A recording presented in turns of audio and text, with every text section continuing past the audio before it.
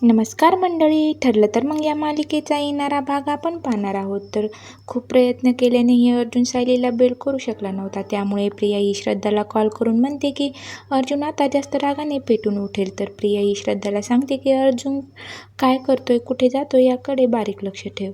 तर तेव्हा सायली पाहते की सीमा याकडे बारीक नजर ठेवून आहे. तर आता सायली पाहते की सीमा कॉन्स्टेबल प्रियाच्या गेट पुढे उभा असते. तिलाही प्रश्न पडतो, तर इकडे ती काय करते. तर अर्जुन हा कल्पनाला सांगतो की काळजी घ्या तुम्ही, मी आज घरी नाही येणार. मी आजच्या दिवशी पनवेलच्या बाहेर कामानिमित्ताने जात आहे. तर श्रद्धाने हे सर्व ऐकलेलं असतं आणि ती हे सर्व आता लगेचच महिपतला कॉल करून सांगते की तो घरातून बाहेर गेला आहे. तेव्हा महिपतला सुद्धा शंका येते की अर्जुन हा सायलीच्या केसबद्दल पुरावे शोधण्यासाठी बाहेर पडला आहे.